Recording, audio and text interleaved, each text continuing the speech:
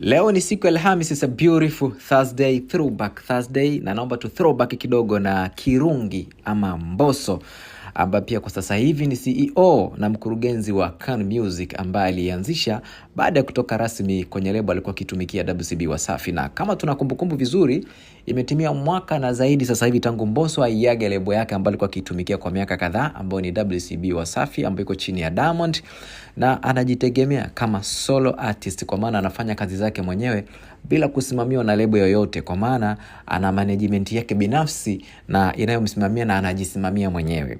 Sasa kama ilivyo kawaida, pia tumekuwa tukikwambia mambo mengi sana kuhusiana na updates za wasanii. Hapa nimekuja kukuletea baadhi ya uchambuzi kidogo na maelezo kidogo kuhusiana na Mbosso.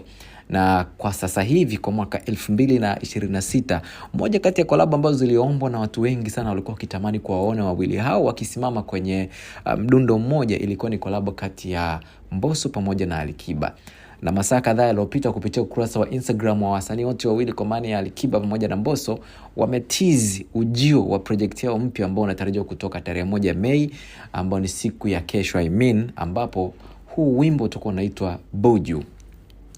Kama ilivyo kawaida kwa wasanii ukitoka WCB, inakuwa ni rahisi sana kufanya kazi na waliokuwa mahasimu wakubwa wa lebo yao, kwa maana kwamba Alikiba alikuwa si mtu mpaka leo anayekubaliana na anayepatana na lebo ya WCB Wasafi.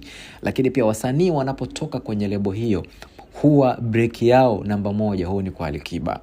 Na kwa mfano huu ni kwamba tayari Rayvanny ameshafanikiwa kufanya kazi na Alikiba baada ya kutoka kwenye lebo, na sasa hivi pia Mbosso naye pia amefanikiwa naye kufanya wimbo na Alikiba na unakaribia kutoka. Lakini hapo nyuma pia tulisikia tetesi za kwamba Harmonize alikuwa anajaribu kutafuta nafasi ya namna ambapo anaweza kufanya kazi na King.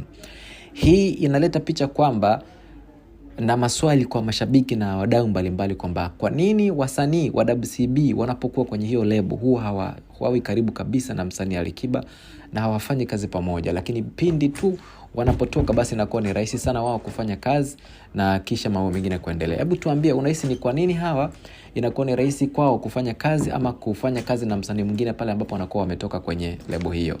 Benito Mosavage, naomba utuachie comment hapo kwenye YouTube channel yetu ya Dizzy Online. Bye bye.